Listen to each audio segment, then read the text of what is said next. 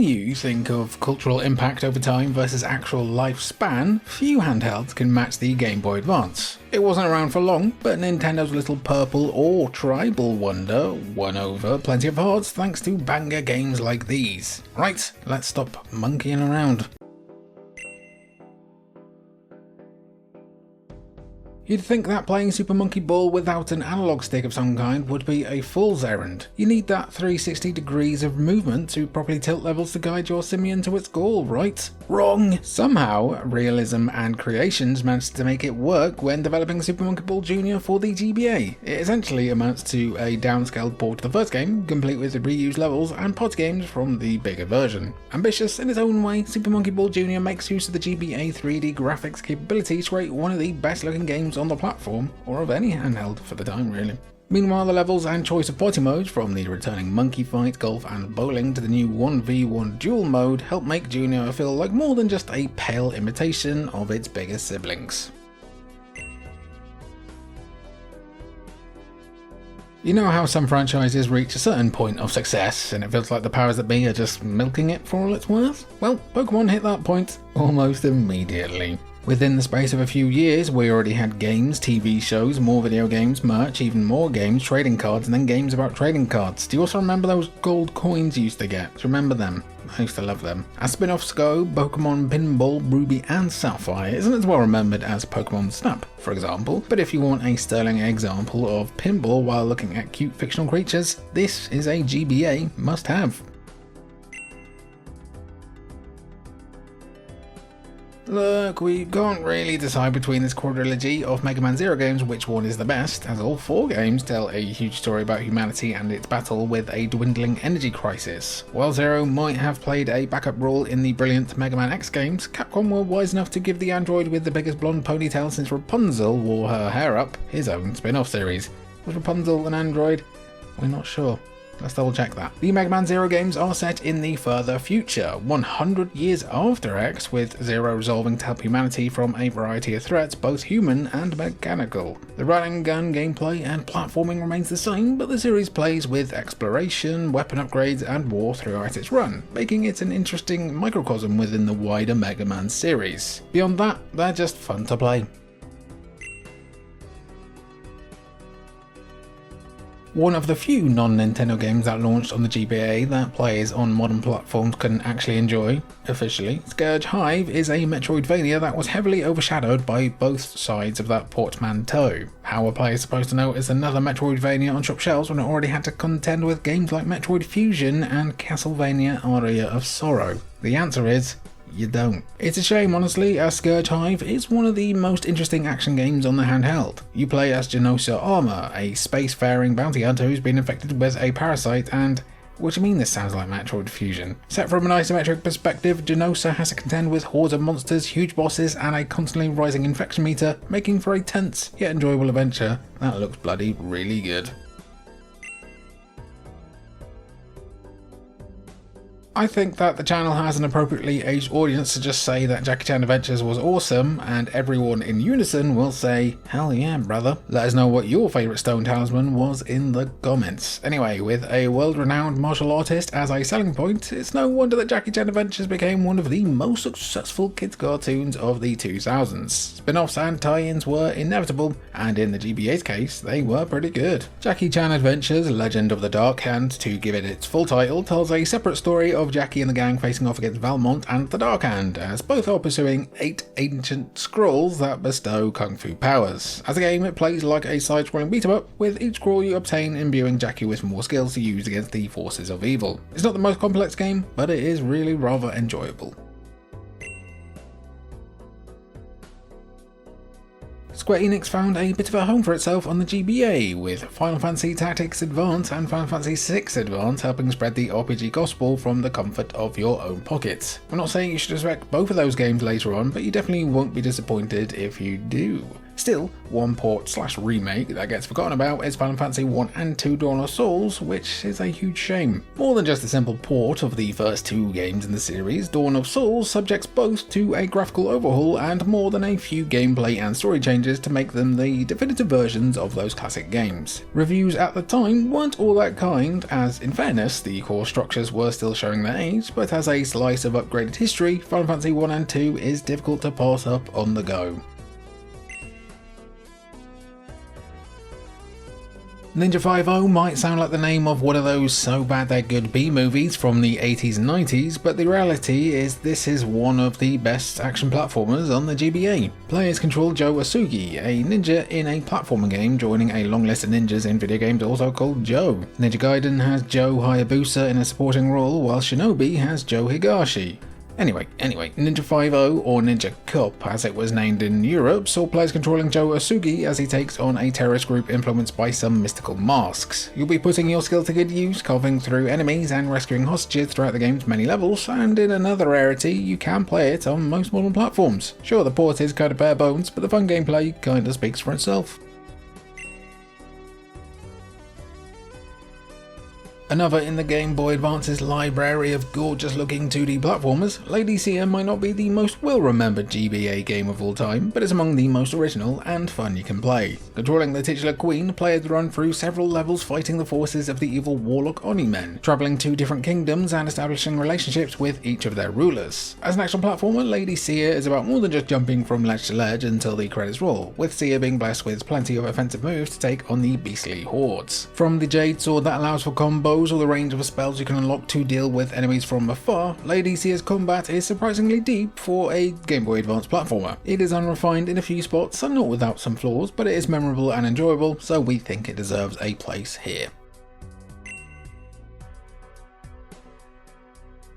Take us back to a time when the most prominent military shooter on the market was Medal of Honor and not Call of Duty, please. Things just seemed much simpler back then. EA had two attempts at bringing their cinematic take on World War II to Nintendo's handheld, and while the scaled down port of Underground is interesting, they really came into their own when they created something specifically for the handheld. The end result of that was Infiltrator, a brand new game in the series played from a top-down perspective. Instead of playing an all-guns blazing recruit trapped behind enemy lines, Infiltrator sees players controlling Jake Murphy as he tries to take out key Nazi positions across 5 different campaigns. If the stealth gets a bit much for you though, there's always a turret section around the corner to give players a chance to blow off steam, and you should blow off this old cartridge if you got it laying around. It is quite fun.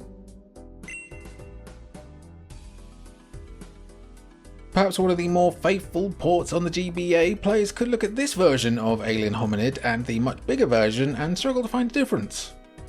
Okay, that might be a bit of hyperbole considering the GBA version offers pixelated graphics rather than hand-drawn creatures and backgrounds of the console version, but the fact remains that Alien Hominid's ability to work on the GBA is nothing short of remarkable. A smaller version of the Flash game that took the world by storm, Alien Hominid still sees the cute yellow boy blasting his way through levels across an American city, Soviet Russia, and Area 51.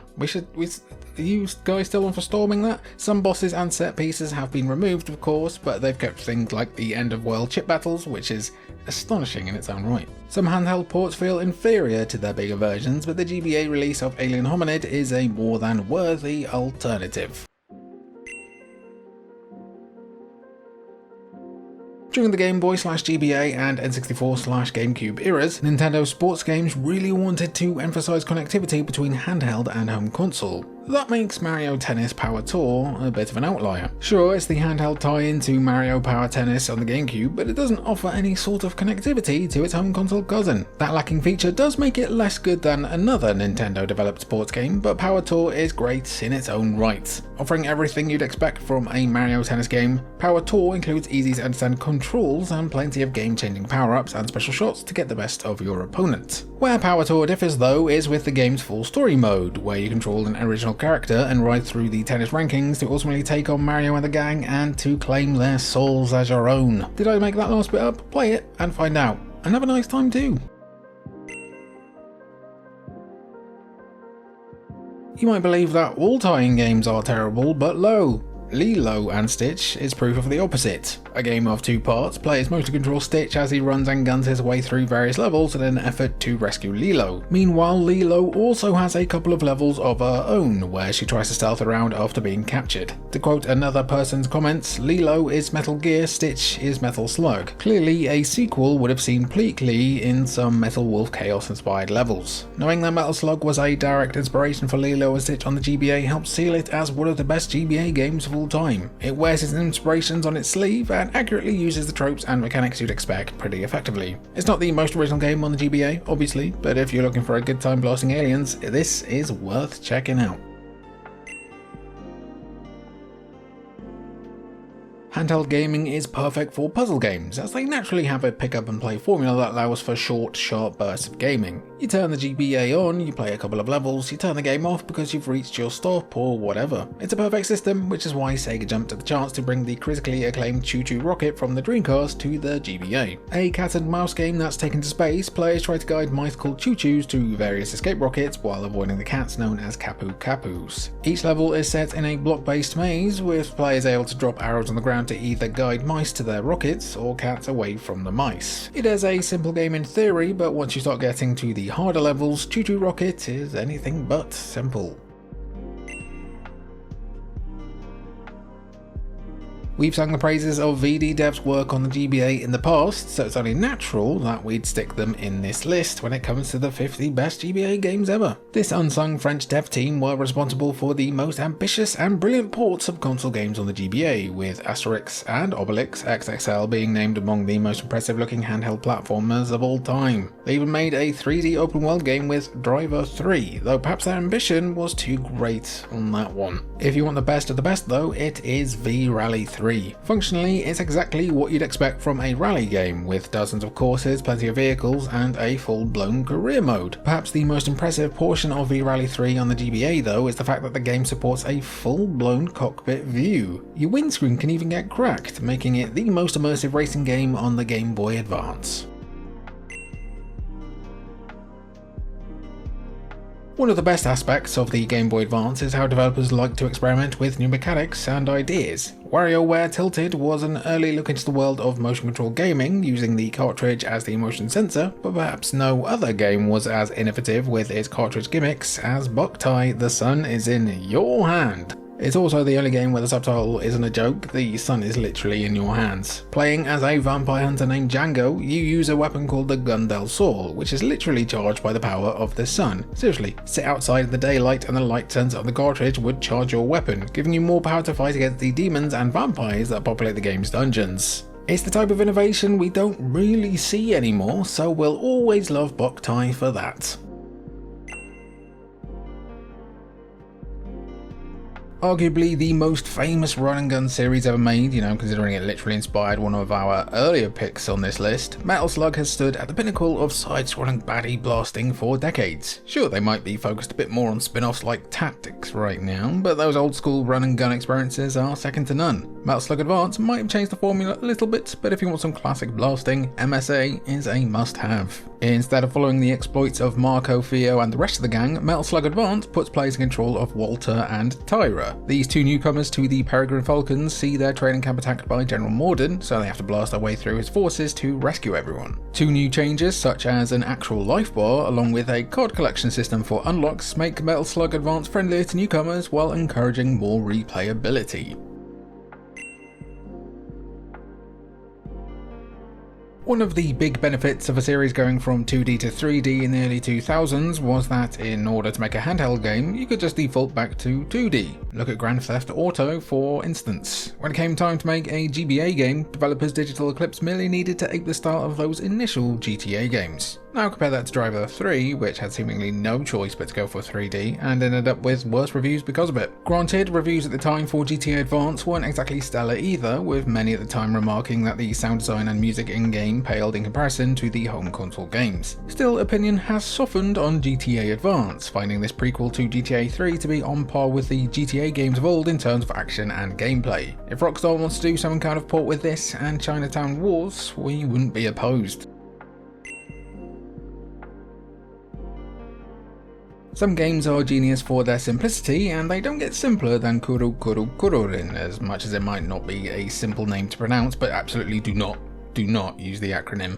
Okay, it's almost fiendish in its design, as the easy to grasp concept but hard to navigate levels make it so addictive. It's a game that most people can look at and immediately think, yes, I've understood the assignment, I can do this, only if the dozens of hours developed by 18 to immediately humble them. Essentially, players are in control of a giant rotating stick. The game might try and tell you it's a helicopter, but it's a big stick. The stick is constantly rotating, so players have to navigate mazes filled with traps and hazards, using the helicopter's natural rotation to maneuver through the obstacles. Again, it's a concept that sounds incredibly easy on paper, until Kuru Kuru Kururin starts to turn up the hazards. Difficult, satisfying, and one of the best GBA games out there. Creating a sequel to a cult classic platformer must be a daunting task. When Treasure decided to make a sequel to their incredibly beloved hit Gunstar Heroes titled Gunstar Superheroes, many were anxious to see how the lightning-fast action of arguably Treasure's best game would translate to handheld. The answer? Very well, though with a couple of changes. Set after the events of the first game, GSH follows a new pair of Gunstar, Red and Blue, who are trying to stop an evil empire from resurrecting an ancient evil. The gameplay is mostly the same in that you're running through levels shooting anything that moves, though instead of combining weapons, GSH gives players an expanded arsenal of melee techniques. Throw in a story that's basically just Sonic Adventure 2 but as a shoot 'em up, and you've got a GBA classic in your hands. Getting into the history of the Mystery Dungeon series would probably require way more time than this paltry entry would require. To cut a long story pretty short, this Dragon Quest spin-off series has become a hit of its own, thanks in no small part to the success of games like Shiren the Wanderer and its collaborations with franchises like Dragon Quest and Final Fantasy. However, the most popular of them all has to be Pokemon Mystery Dungeon, and that all started with Red and Blue Rescue Team. While Blue Rescue Team was developed for the Nintendo DS, do you want to see that video? 50 best DS games? Let us know down below. Red Rescue Team was essentially an identical game made to work on the GBA. Instead of playing as a trainer, you play as a Pokemon exploring randomly generated dungeons with turn-based combat. Well, playing as a Pokemon isn't quite right, considering you are a human turned into one of 16 Pokemon off the results of a personality quiz, but still, it's a different way to interact with everyone's favourite pocket monsters, and it's still enjoyable as hell today.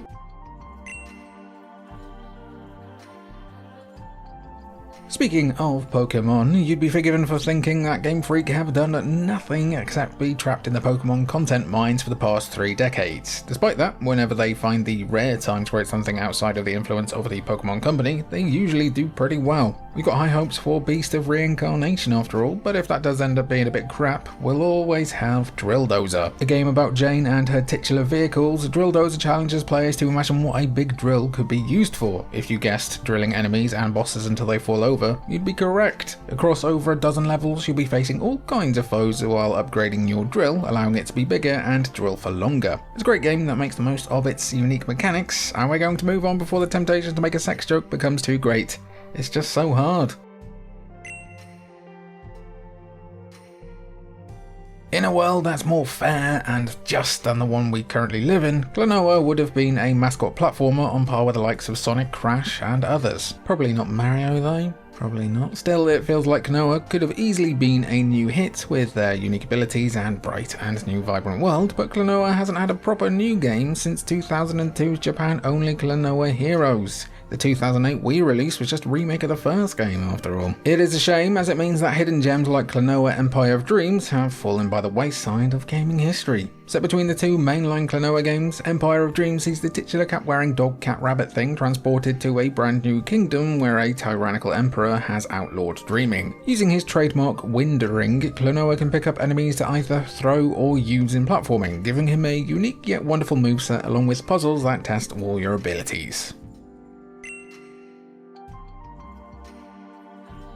Considering that Bowser has become Mario's #1 arch nemesis over the years, it's easy to forget that the Mario franchises started because he was beefing with a beefy gorilla. Sure, he was known as Jumpman back then, but for a good while Mario and Donkey Kong were bitter enemies. The GBA puzzle platform game Mario vs Donkey Kong revisited that dynamic, and while it's not the same gameplay as those old DK games, it's still among the best puzzle games on the GBA. Following DK causing a riot at Mario's toy factory because he couldn't get a mini Mario toy, you play as Mario Mario and must rescue the mini Mario toys from DK's clutches. Each world has levels of various kinds where you need to find keys, guide mini Marios to the exit, or fight with DK himself, and like other GBA puzzle games, the requirements become rather difficult the more you play. Despite that, it is wonderful to play and you don't need to dig a GBA out to play it either. Nintendo ported it to the Switch, so you can try it out for yourself.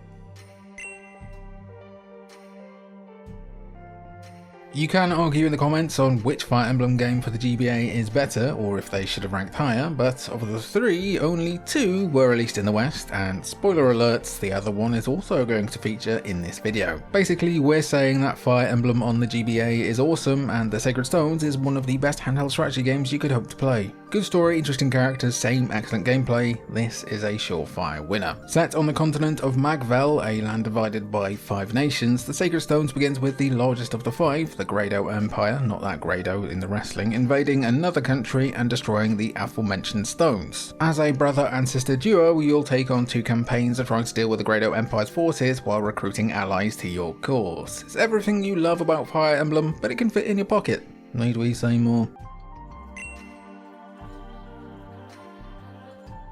Of all the sports that Nintendo has allowed Mario to compete in, golf seems to be the most popular and enduring one, unless you count karting as a sport? Anyway, Mario Golf Advanced Tour continues Mario's love affair with big green things, apart from Bowser, making for one of the greatest sports games on the platform. Continuing on from the Game Boy Color version of Mario Golf, Advanced Tour offers the same simple 3-tap method of controlling your swing, meaning everyone can enjoy this hit. The real treasure comes with the game story mode though. Similar to the previous game story mode, you control a unique character, Neil or Ella, and you travel to different courses around the world in a bid to prove you're worthy of playing against Mario and stealing his soul. Simple yet enjoyable gameplay plus light RPG and mechanics. Sold. The 2000s video game industry really had a love affair with motocross or ATV off-road racing, with what felt like dozens of games trying to cash in on some off-road racing hype. Was there something in the water at the time? We're not sure, but even handhelds weren't immune to games about people defying death on 2 wheels. Fortunately for us and this list, it led to a game like Moto Racer Advance, which is a top-tier handheld racing game, and yes, it is better than Fire Emblem. As mentioned, Moto Racer Advance focuses on motocross racing, but far from being a shallow handheld port of a home console series, Moto Racer Advance features multiple race types across various kinds of terrain. This alone makes MRA more complex than most racing games on the system, but combine that with a progression mode which offers a career-like structure filled with unique events and plenty of unlockables, and you've got a racer you'll be coming back to for hours and hours. We've already waxed lyrical about how handheld consoles are perfect for puzzle games a few times, and Puyo Pop is certainly no exception to that rule. A part of the wider Puyo Pop series, the gameplay might be immediately familiar to anyone who played Dr. Robotnik's Mean Bean Machine for the Mega Drive or Genesis, or that one boss fight from Sonic Mania. Essentially, Sega reskinned Puyo Puyo for a Western audience, turning it into a Sonic puzzle game. Essentially a versus puzzler, Puyo Pop sees players matching 4 or more coloured slime pieces together as they fall from the top of the screen. Once they pop, all the blocks cascade down, allowing you to create chains, and it's this which allows you to send obstacles to your opponent. It is incredibly easy to understand, but having the foresight to execute a chain strategy will require time and effort to grasp, which is why Puyo Pop is still loved today as a puzzle game of choice. When it comes to Metroid games on the GBA, the mind often drifts straight towards Fusion, which isn't all that surprising, or even wrong honestly. Fusion is a whipper of the highest caliber, and we'll get into why later, but people shouldn't sleep on Zero Mission either. Sure, it might be a remake of the first game, making it harder for the game to stand on its own identity, but boiling down Zero Mission to just a remake of the first game is a mistake. Alongside the usual gameplay and visual upgrades you can expect from a remake, Samus's trip to a hostile alien planet includes whole new sections of gameplay, including new enemies, items, and areas. It's also significant in terms of the franchise's history, as it's the first game to include a section where you play as Samus without the power suit. If you ever wondered why she's called Zero Suit Samus in Smash, there's your answer. Hell yeah, brothers, it's time to talk about F-Zero again, and shockingly, it's not F-Zero GX for a change. Then again, as mentioning that we're not talking about F-Zero GX, thus means we've failed the talking about F-Zero GX challenge. Damn it. Let's move on and talk about F-Zero Maximum Velocity, a Game Boy Advance launch title that's gone underappreciated over the years, but let players know at the time that the handheld would be capable of challenging games that looked gorgeous. The first fully fledged F-Zero game to not include Captain Falcon outside of the Japan-only Satellaview released BS F-Zero Grand Prix games. Oh god, you've set us off again. F-Zero Maximum Velocity features all new races, vehicles, and locations. Players progress through the campaign mode, unlocking new cups and harder difficulties the more they play, in turn unlocking new vehicles and modes. It's tough, like all good F-Zero games, and that's why we love it. Speed us up again whenever you're ready, Nintendo. In these most current of times, it feels like we've got an embarrassment of riches when it comes to tactical RPGs, so it'd be nice to see Square Enix do something with the Ogre Battle / Tactics Ogre series again in the future. When games like Triangle Strategy, Unicorn Overlord, and the re-release of Final Fantasy Tactics can succeed to a pretty high degree, surely there's some kind of audience out there for an Ogre Battle compilation. Anything to make it easier to play Tactics Ogre, the Knight of Lodis, would be fantastic. A prequel to the rest of the Ogre Battle story, Tactics Ogre, the Knight of Lodis follows the Lodis Knight himself, Alphonse Loa, as he learns about his country committing atrocities in a neighbouring country. Upon learning this, Alphonse ultimately turns on his former allies, mounting a resistance against tyranny. Players can recruit up to 32 units, all with different classes, races and more, allowing you to form your own weird yet wonderful army in the palm of your hands. Astro Boy Omega Factor is an excellent GBA title that flies a little under the radar the more the years go by. The legendary character created by the manga giant Osamu Tezuka in 1952, Astro Boy wasn't as big as Mario or Link by 2003, the year Omega Factor came to the GBA, but this game proves the character could still be viable to modern audiences. Utilising a manga-style world that captures these characters and universe perfectly, Astro Boy Omega Factor is mostly a platforming beat-em-up, but there are a few decidedly entertaining shoot-em-up levels thrown in for good measure. There is nothing particularly groundbreaking here, but the presentation is perfect and absolutely gorgeous, and everything else that matters is well represented and well executed. Astro Boy Omega Factor is an appealing title whose charms can catch you by surprise, especially when you can turn your arm into a laser cannon. Not enough of that in these modern games, if you ask me. Set between two of the best Nintendo 64 games ever made, Banjo-Kazooie Grunty's Revenge is a pretty impressive achievement for the GBA. No one expected a game on par with the duo's N64 hits, but Rare nonetheless went the distance to create a title that's one of the most enjoyable platformers for the console, and also the first game in the series not published by Nintendo. Grunty's Revenge features favourite villain Gruntilda setting out to erase the events of the first game by kidnapping Kazooie, and just generally being a huge pain in the arse like any good platformer villain should be. The only sin for this game, which boasted beautiful GBA graphics, plenty of personality, and excellent mechanics, is that it is a little too short. Grunty's Revenge doesn't require any real knowledge of the previous titles, however. You just pick up the game and have fun, then go and play nuts and bolts and just become very confused.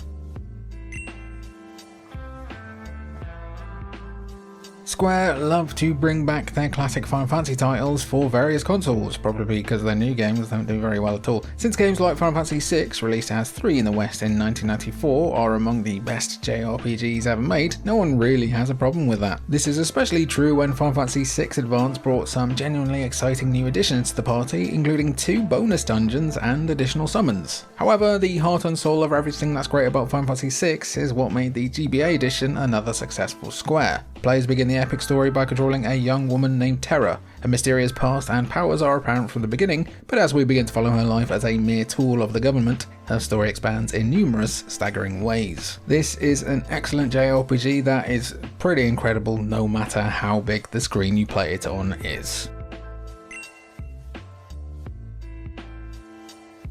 There was still a surreal novelty in seeing Sonic the Hedgehog on a Nintendo system in 2001 in the form of Sonic Advance. The Dreamcast had only been very sadly discontinued less than a year earlier, but Sonic's early adventures for other systems started off strong enough with the release of Sonic Advance. Of the 3 games released in the series for Nintendo's flagship handheld, the first one, in our opinion, is still the best one. The game isn't much more than a simplified version of Sonic games on more powerful consoles, and there's really nothing wrong with that in this case. certainly a lot better than the Game Gear ones. Sonic Advance gave players the ability to control a variety of characters besides Sonic, maintained the optimal fast-paced platforming mechanics of the best Sonic titles, and visually packed a pretty memorable punch. Sonic Advance proves that sometimes you can win everyone over by simply focusing on what works, going fast and never paying your speeding tickets. Don't let them get you down, kids. Don't let them get you down.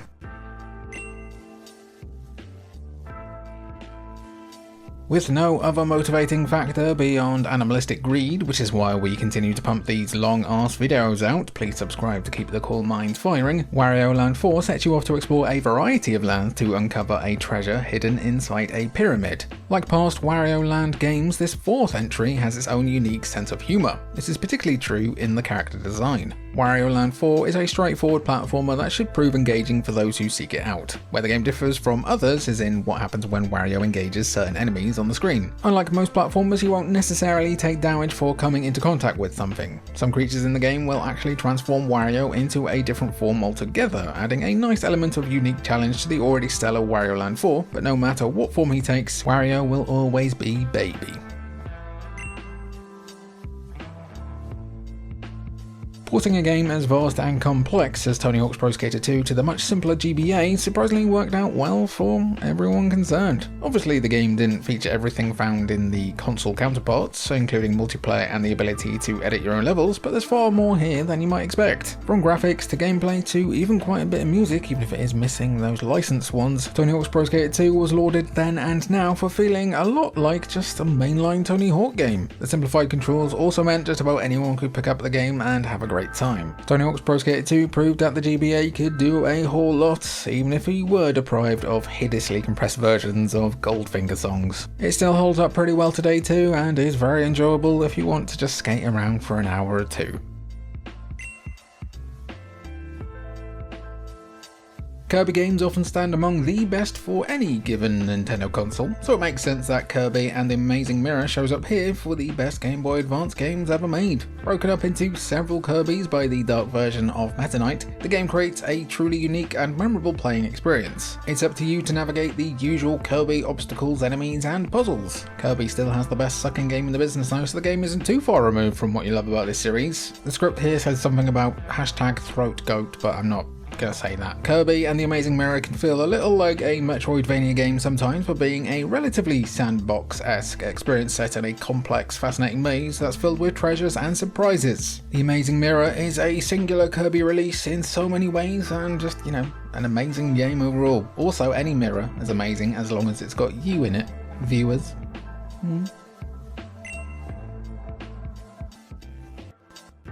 With 17 games in the main series alone, Fire Emblem didn't actually start finding an audience outside of Japan until this 2003 release for the Game Boy Advance. You might say, but what about Fire Emblem Path of Radiance on the GameCube? And we say, if more people played it, it wouldn't be selling for $200. This tactical RPG, which was finally given its proper name, Fire Emblem the Blazing Blade in the West in 2017, isn't lacking in epic struggles, high family drama, and a deceptively simple combat system that gives way to something absorbing and complex. Fire Emblem offers a wealth of characters combined with very deep gameplay. You have to become adept at managing your heroes to a degree that emphasises the tactical side of things in no uncertain terms. It's up to you to set forth the plans that will make you a hero, or see all of your ambitious dreams of glory go up in smoke. It would be a mistake to dismiss Harvest Moon as another farming sim. While it's true that the game is exactly that, with a very basic story of a young character, that's you, given the opportunity to build and grow a farm, there's something deeper and more satisfying to the Harvest Moon series in particular. Well, back in the day. Harvest Moon Friends of Mineral Town has an appealing visual tone and pacing, with a laid-back style of gameplay that can keep you occupied for dozens of hours, more if you're the hardcore completionist type. The art style alone will draw you in, even if you're not someone who plays these types of games very often. Friends of Mineral Town makes it easy to get started and leaves quite a bit up to your own speed and interests. Just sit back and try not to worry about the state of the world right now. Look, there's a cow. Lovely.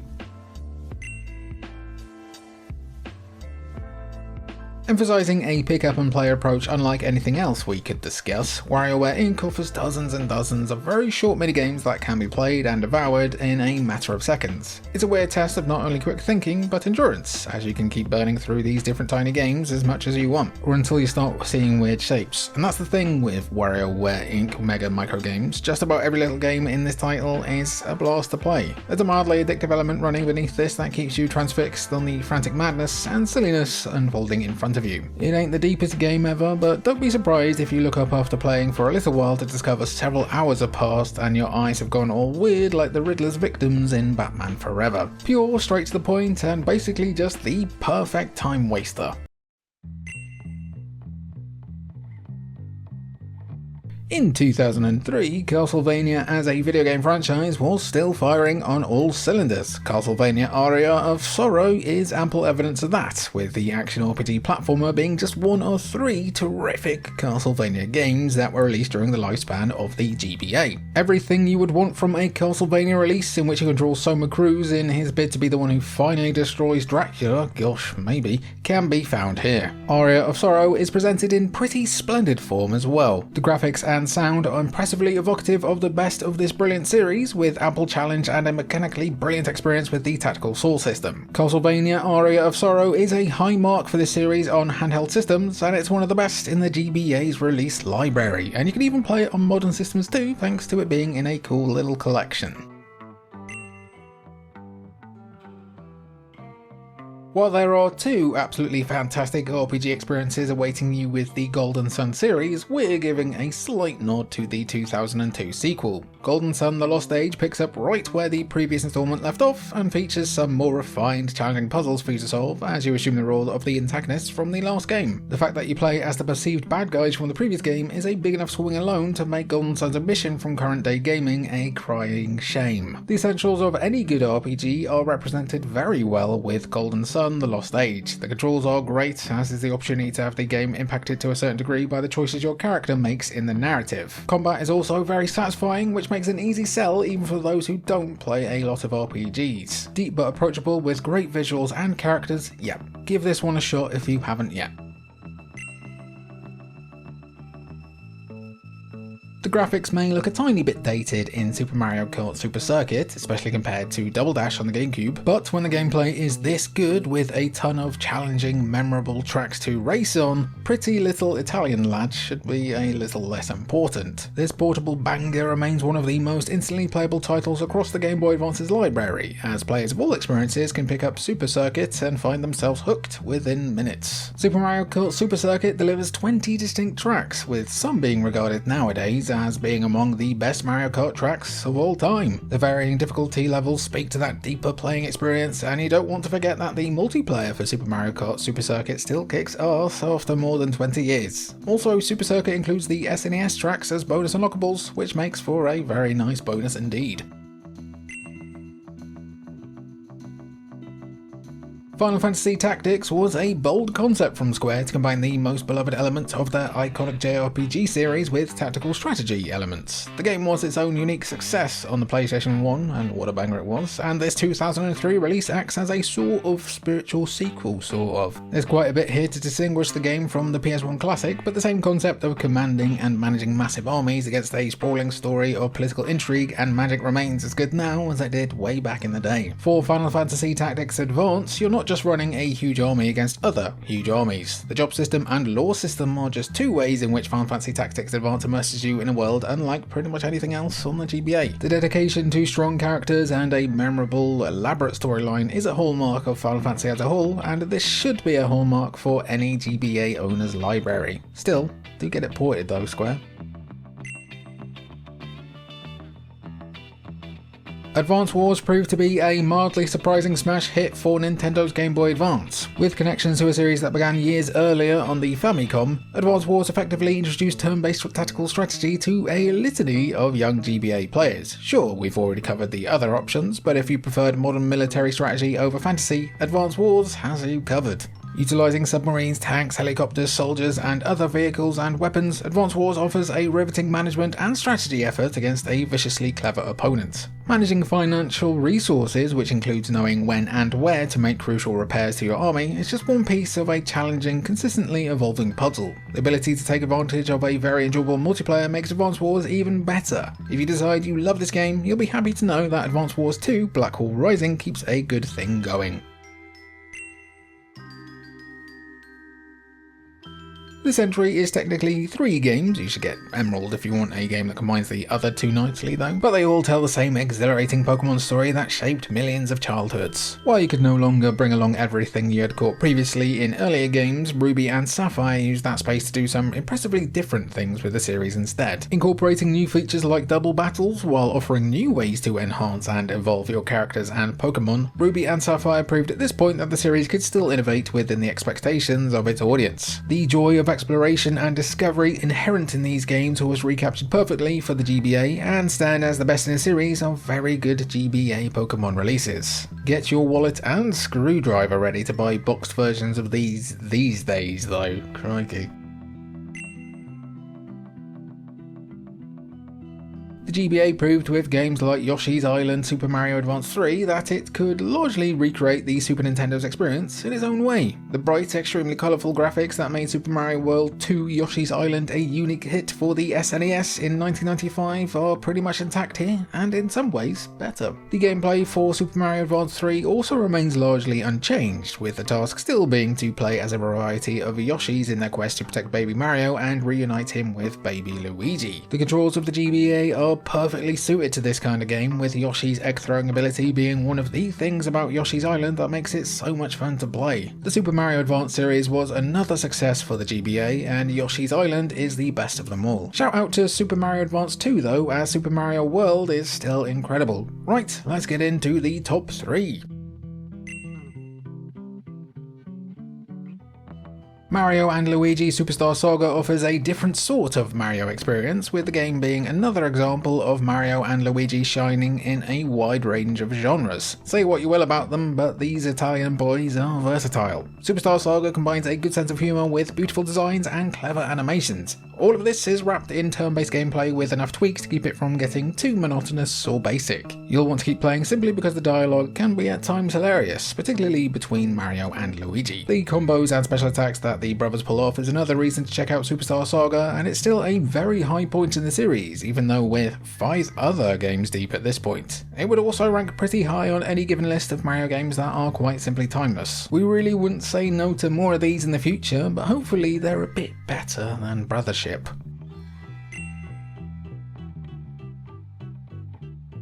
Capcom and Nintendo collaborating on The Legend of Zelda: The Minish Cap might sound like a fever dream, but it really happened. Multiple times actually, with the 2 Oracle games topping our previous countdown for the Game Boy Color. Go watch that when you get the time. Nintendo trusted Capcom with creating an entertaining new Zelda game that would go its own way, but not lose sight of what people love best about this series. Capcom met that challenge in spectacular fashion with a game that borrowed from its predecessors, but also found new ways to challenge even the most dedicated of Zelda fans. The Minish Cap comes with the ability to shrink our iconic hero Link to a size that suddenly turns a few steps in a sprawling world into a universe unto itself. The journey of the Minish Cap constantly keeps you on your toes, with beautiful graphics and a satisfying conclusion to a perfect handheld Zelda game. But for now, it has to play second fiddle to a certain bounty hunter. No, not you. Metroid Fusion sees Samus exploring a vast, frightening space station that looks bloody brilliant on the GBA. All them classic Metroid components of solving puzzles, blasting enemies, and trying to survive in a hostile labyrinth are here, but Nintendo made it a point to throw some new ideas and dangers into the proceedings. Metroid Fusion isn't just the normal battle for survival for Samus, she's also got a parasite to contend with that soon forces her to become the very thing she hunts and despises. That first encounter with SAX is still terrifying to this day, play. The story beats alone for the game are some of the best on the Game Boy Advance or across the whole of Metroid, but you also get the most difficult and thrilling gameplay demands from Metroid itself and the genre overall. Metroid Fusion is still an electrifying challenge with an incredible mood and feel, and it was a worthy successor to Super Metroid in every way. There's something about it that remains absolutely timeless, as is the case with a lot of the games on what might be our favourite Nintendo handheld of all time. Outro gang, what is your favourite Nintendo handheld ever? Is it the GBA? Be sure to let us know down in the comments, and also what we've missed and what was too high and what was too low. You know how these things go. I've been Jim with Culture Vultures, and I'll catch you when I catch you. I'm gonna get you. I'm gonna get you.